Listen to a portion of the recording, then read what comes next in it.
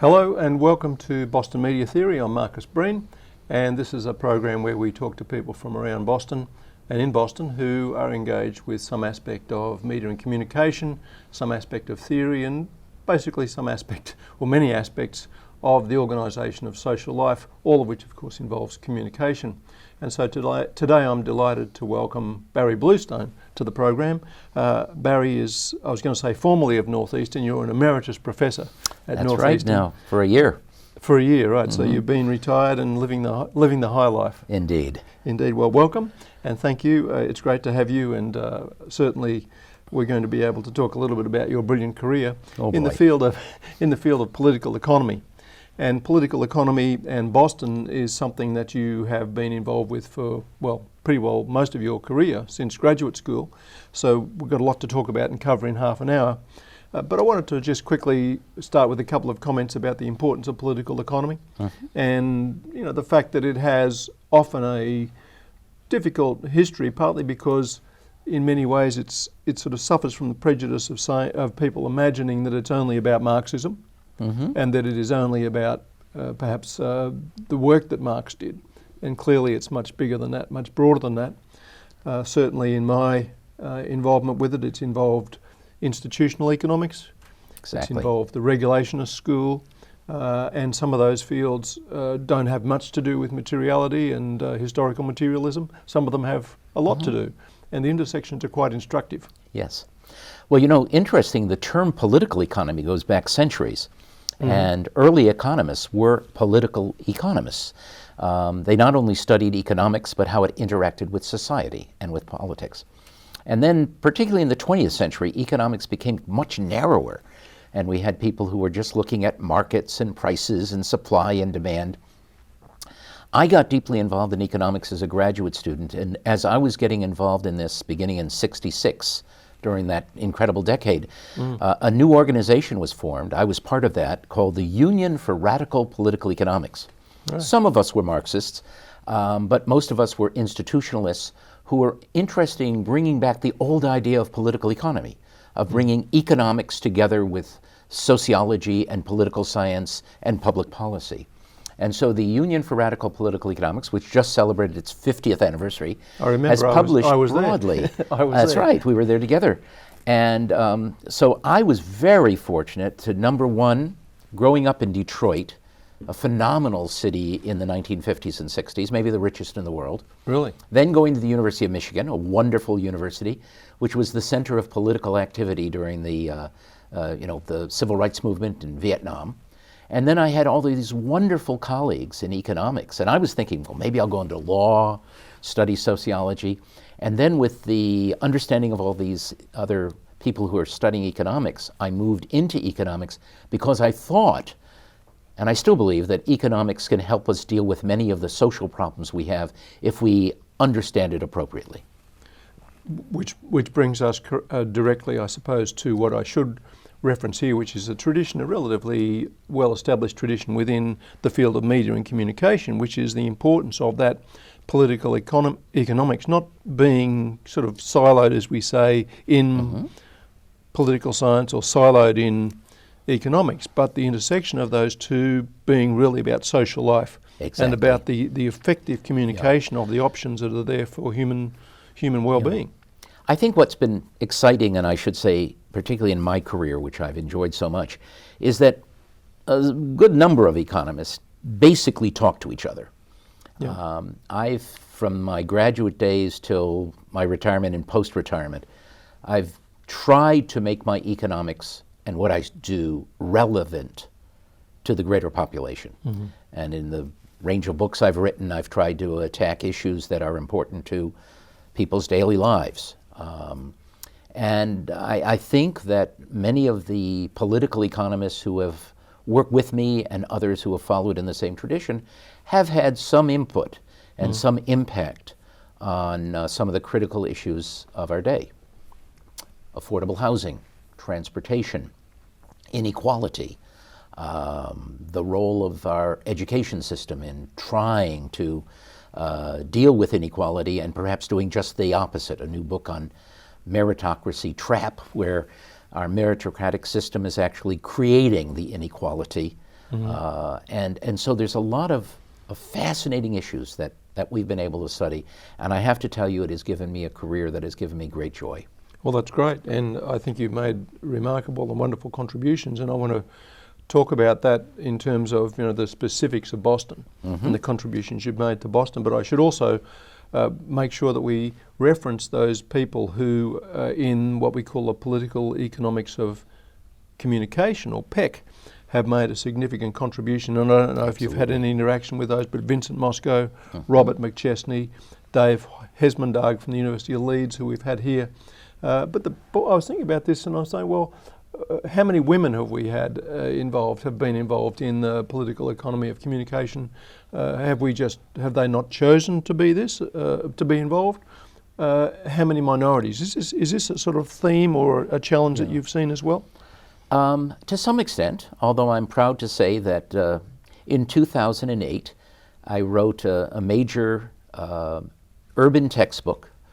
There's a lot of Boston in it. You're good. And my two co-authors are Mary Stevenson, who is a professor at the University of Massachusetts, and Russell Williams, who is the chair, just retiring as the chair of the economics department at Wheaton, who's African American. And so we bring a broad perspective to the way we look at cities because of that. It is interesting when IRPI first started, and it was dominated by men. And I remember going to an IRPI conference where the women got up and said, "Hey, what about us?" And many of us were quite embarrassed by the fact that we thought of ourselves as so progressive and so liberal, and yet the women had to tell us, "Hey, don't forget about us." Stop you in your tracks. Yes. Well, that's good, and I think it's fair to say that certainly at the 50th anniversary of IRPI, and then as we continue, there are a number of people, including the editor of the journal, who's a woman, and so on. So that's right. There's certainly a win. Kim and others. Yes, a significant wind change. So let's talk about the intersection of political economics, political economy, and public policy, which is where you've been involved and where viewers can see some of your books here and some of the work that you've done. Would you like to talk a little bit more about this articulation between being engaged with public policy making and then the kind of role of engaging in a way through the academy and with the points that are important, critical points or moments in political economy? Well, I've brought a few of the books I've written, and each one has been a joy. My very first major book, which I did with my late wonderful colleague Bennett Harrison, who was at MIT, died very young. I grew up in Detroit, the auto capital. He grew up in Jersey City, New Jersey, both cities that were in terrible trouble in the 1970s and 80s. And we started writing about that, and we ended up writing this book called The Deindustrialization of America. And the subtitle was Plant Closings, Community Abandonment, and the Dismantling of Basic Industry. Wow. And it was the first book to really look at what had happened to the manufacturing sector and how this not only affected the industry, but affected so fundamentally the communities where those industries were powerful. So of course Detroit and Flint, Michigan and others. And we were the first, I think, to really discuss deindustrialization here, although the term originated in England. And we adopted that. We changed the spelling a little bit from the British. And that book became quite the cause célèbre. The original review of it, which was on the front page of the New York Times Book Review, was written by an economist who said, "This is a deeply disturbing but flawed book." I might say that 5 years later he wrote me and he said, "We were wrong, it wasn't flawed, you nailed it." We followed that book by one that I am most proud of called The Great U-Turn, Corporate Restructuring and the Polarizing of America. Ben and I do a lot of statistical work, and we were able to, using rather crude computers, this book came out in 1988. Right. So this is 40 years ago or so. Yes, you've hardly moved past It was the cards. first book to actually look at rising inequality in America. And the reason why it got the title The Great U-Turn is we kept doing all these statistical analyses, and we saw, for instance, that wages were increasing and then falling between 47 to 73, the glory days, and then after that. Poverty was declining, then rising. Inequality was falling, then increasing. And one graph after another came out to be a U-turn. And so we wrote a book about how corporations were restructuring. It was leading to inequality. And we said, leading to the polarizing of America. Now, the problem was, Ben and I are both economists. And so we talked about rising inequality in economic terms, despite the fact we use the term polarizing of America. And to this day, I apologize to all my friends that we weren't smart enough in sociology and political science to see this would not only lead to the polarizing economically, but polarizing politically and socially, as we've seen today, particularly under Trump. When that book first came out... It's a wonderful cover, as we can see here, yeah. When that book first came out, Reagan's Secretary of Labor wrote a fierce attack on it in the New York Times, saying that this was fantasy, that we were creating, Reagan was creating lots of jobs that were high-wage jobs. And we wrote a response called The Grim Truth About the Jobs Machine. And again, a number of years later, I got a call from the former secretary, I don't remember his name, saying, you know, you were right. Really? So I was very proud of that. 1988, by the way. 1988. Yeah. You know, a long time ago. And then, you know, I was living in Boston. I was teaching at Boston College first, then UMass Boston, and then my last almost 20 years at Northeastern. And Russell Sage Foundation and the Rockefeller Foundation decided in the early 90s to do a study of 4 cities: Boston, Los Angeles, Detroit, and Atlanta. And the idea was to take a look at what was happening to these cities. And in each city, there was a group of social scientists who were studying this. And my friend Mary Stevenson, who I've been working with since the first day of graduate school in 1966, and I coordinated the study of Boston. And I really didn't know that much about the history of Boston until then. And we studied the history and particularly the decline of Boston in the post-war period. Boston, in 1950, had 801,000 residents. By 1980, just 30 years later, it shrunk to 560,000 as people fled to the suburbs or left the community. Business was fleeing. Housing prices, believe it or not, were falling. I rented my first apartment when I got here in 1971 in Back Bay for $204 a month because it was the burglary capital of Massachusetts, Back Bay. And then, of course, it begins to come back. And our argument in that book was every city, every metro area, their economy is based on a set of key industries. And when those key industries are flourishing, the city flourishes. Thus, Detroit with the auto industry, Pittsburgh with the steel industry, Akron with the tire industry. Boston had nothing. What did it have? It had some universities. It had big medical institutions. But until the post-war period, of course, very few people went to universities. It was a small part of the economy. The healthcare sector, I think in 1950 or 60, was 4% of our total national income. Wow. It's now 20%. So the point in the Boston Renaissance is Boston was lucky. It happened to have these industries going back years, and they all of a sudden began to flourish. They will also give the biotech industry and so forth. I can so that was fun. I'm sure it was, and it reminds me, I hadn't intended to talk about this, but it reminded me of the idea of the sort of anchor industries or historical industries that are based in cities that then have a huge contribution to make in reclaiming and remaking cities. Exactly. And a similar thing happened in Melbourne. And I was involved with that program when we identified the arrival of the internet and what was then called the new economy. And how the post office had been headquartered in Melbourne, the GPO, and we were able to say, well, that was a kind of social and economic capital that was already based in the city. The universities, as you know, the University of Melbourne, Monash University, RMIT, very close to the city, all similar in a way to Boston, had a critical mass that produced something that could be exploited. And then today, biotech. And now Massachusetts is the biotech capital of the United States, if not the entire world. And a lot of that started out of MIT and Harvard. And then we had the state under Deval Patrick, Governor Patrick, and the legislature passed a bill that put $1 billion over 10 years into biotech through the Mass Life Sciences Center, which I did a major evaluation of. And the beauty of that was, instead of throwing money at some big corporations, they helped smaller companies, and they also put money a lot of into research and training and internships.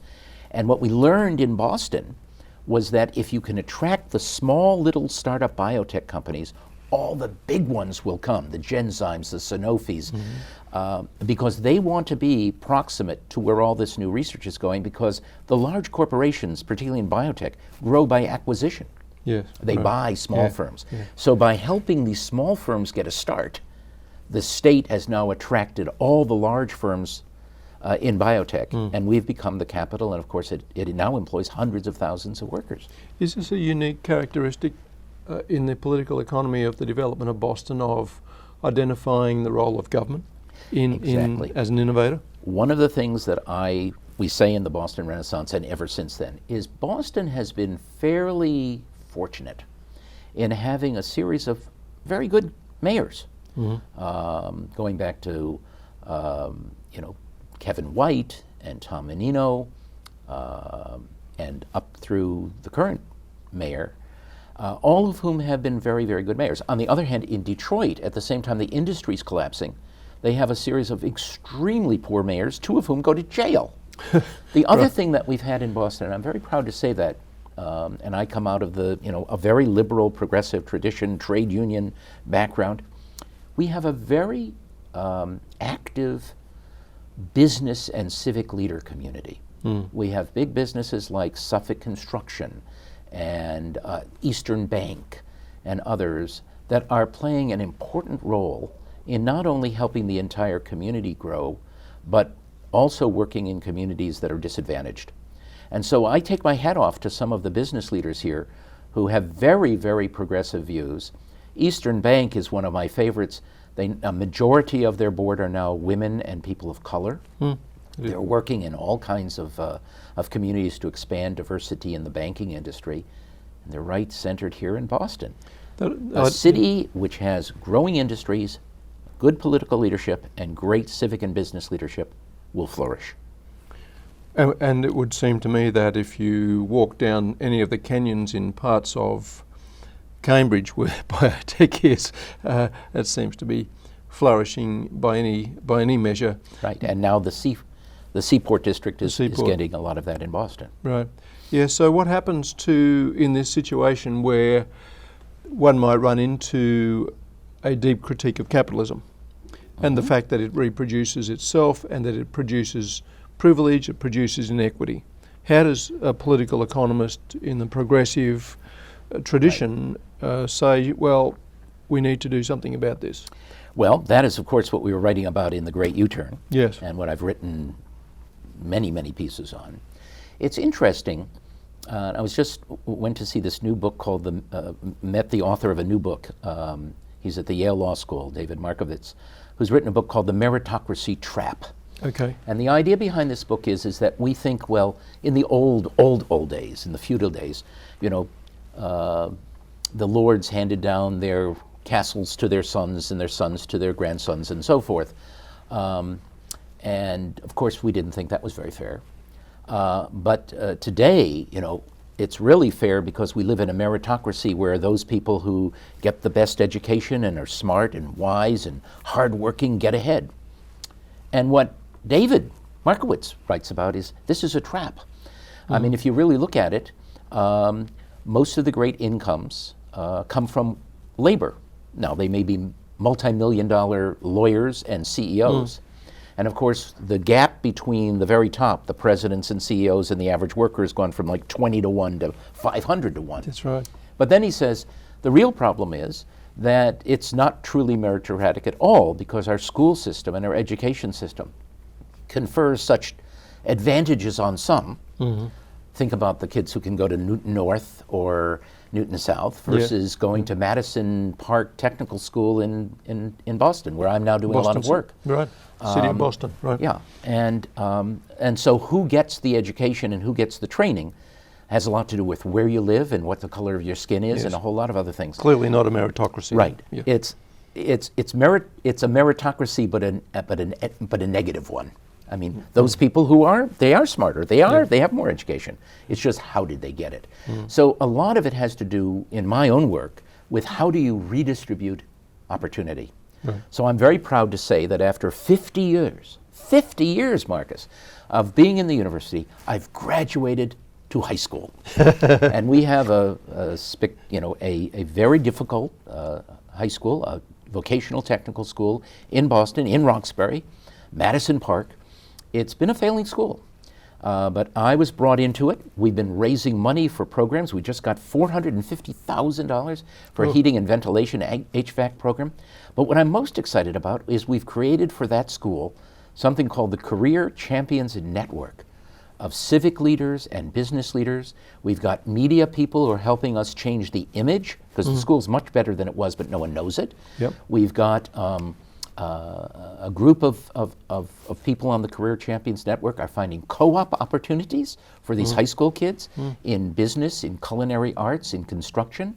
We've got a deal with the MBTA where we have our high school students who are in auto mechanics fixing bus transmissions for the MBTA buses. Our HVAC program, which we've just started, when the kids graduate from HVAC, some will go on to college, others will go one more year to the Ben Franklin Institute where we have an articulation agreement, and at the end of the year, they are fully certified HVAC engineers. These are kids coming out of the middle of Roxbury. Wow. Their starting wage will be $80,000. Goodness, and we should say... That's the kind of thing we need to do all across the country. I have been... Is it possible? Yes, I have been putting together some economic ideas for some of the candidates who are running for president and for Senate and Congress. And what I've said in that is that we need to have massive increases in funding for vocational and technical education because our generation, your generation, my generation, we're all retiring. Yeah. There's going to be a massive need for manufacturing workers, construction workers, HVAC workers, and these are good paying jobs. But we have to find a way to train people for it. We have to open up our vocational schools after 3:30 instead of closing them down so adults can get trained. And of course, we also have to make it easier for people to afford community college and universities. That's the way we move from a meritocracy of inequality to a meritocracy of greater equity, equality, and opportunity. A more radical orientation would say, well, that's all well and good. What about just overthrowing the current system? Because there's just a limit to how much Band-Aid work you can do. And I'm reminded, I think I saw this guy who's our president, you might have heard of him, Trump. No, a forgettable individual. Hopefully that'll be soon forgotten. But the fact of the matter is that I remember him saying, I recall him saying something about this vocational training in his State of the Union. I called it the State of the Onion because it usually makes me cry. But anyway, didn't he say something about that? So there's a crisis about this as well. No, I mean, everyone's talking about it now because one of the things I did for Madison Park as an economist is I went in and I said, well, how many new jobs will there be, let's say, for machinists in Massachusetts between now and 10 years from now? And the answer is very few, like 70. We're only going to need 70 more net jobs as of today. But because of retirements, there will be 75 times as many openings. And businesses are now worried that they will not be able to fill these jobs. Part of the problem is we don't have enough kids coming out of technical education. Part of it is that Trump has cut back on immigration so much, which has played a critical role. Right. 16% of Massachusetts' workforce are foreign-born. You cut that off. You can see what happens to a country which has cut off immigration. Japan used to be the richest country. It is now falling by the wayside because its population is aging, and they don't have any young people to take those jobs. So that's what's going to be critical in this country. Yes. But we also have to make sure those jobs are well-paying with good benefits, and that's why I wrote this book called Negotiating the Future, a labor perspective in American business. My father, during World War II, was a General Motors worker on the line. He joined the union when it was very young, the UAW. He ended up moving to Detroit when he was brought to Detroit, and he retired as a vice president of the Auto Workers Union. This is my father, Irving Bluestone, and probably one of the most progressive labor leaders in the nation, working with Walter Reuther, the famous president of the UAW and close friend of Martin Luther King's. We decided to do a book together. And what it was to say, how do we create a new approach to labor management relations that will help America compete in the global economy and be good for workers? And what we said is we actually have to move away from the traditional contract, a contract my father led negotiations at General Motors for decades, where, yes, we get an annual improvement factor to raise wages and cost of living and seniority and grievances and all that. But what's really important is we have to find a way for labor to be more deeply involved in those things that they're not allowed to be in today. Yeah, right. How do you boost productivity?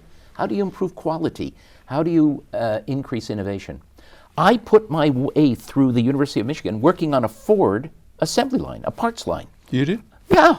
For 3 summers, I was a summer replacement worker, and in the first summer, 1964, I helped build the carburetors that went into the first Ford Mustang, the most famous car. In fact, I love to say we were working around the clock. I had to work 10 hours on Sunday, July 4th, 1964, turning out those carburetors. Wow. But I made enough money at triple time to pay my entire fall tuition bill. But let's get back to labor. That's a great story. Let's get back to labor. We've got about 2 minutes. What happened was that, I would see things on the line that just didn't make any sense. And I'd go to the foreman and I'd say, he'd say, shut your mouth. Just do your job. Really? So what we said here is we need to have joint decision-making by labor and management. Absolutely. To boost productivity, boost quality, boost innovation. If we do that, companies will be even more profitable, and therefore they can pay even higher wages and better benefits. It's one of the favorite books I ever wrote. I have to say, Barry, not only I could talk to you for hours and listen to your stories, which are wonderful, particularly the stories about labour movement, but there aren't very many people who can write a book with their parent. Oh, this was not easy. This was not easy. I remember a quick story is that we came to a point. Freudian point for a minute. Yeah, we came to a point where we each wrote a chapter, and I wrote a chapter with what went wrong. And it had everything about business and a little bit about labor. And my father read it, and he came up, and I'd never heard him raise his voice. If this is what you want to write about, take me off the book. And then I said, here it is, Dad, here's red pencils, fix it. He comes back 10 minutes later, it's all fixed. I said, what's wrong? He said, you said, until the 1970s, the traditional workforce contract worked well.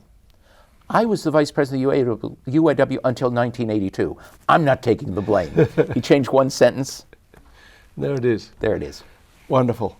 Well, it's been great having you here, Barry, and wonderful to be here with you and your audience. Well, thank you, and it's wonderful to hear about these wonderful contributions to these texts and this research that has really a profound influence on the way we live here in Boston and obviously elsewhere, including, I should say, the fact that you were involved in a political campaign with the Australian Labor Party many years ago with Prime Minister Paul Keating. Exactly. Which is a very, very fond memory for myself, although I didn't know I have a great love for your country. Thanks, Barry. Well, thanks again for being here, and that's all for the moment from Boston Media Theory. Until next time, keep on mediating. I'm Marcus Bean, and we'll see you then. Bye.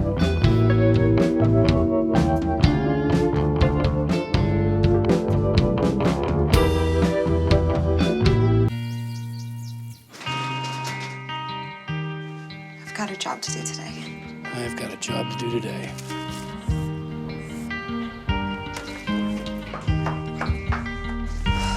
Have a good first day at work, Mom.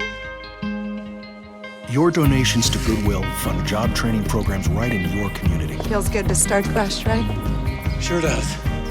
And like that, you're a job creator.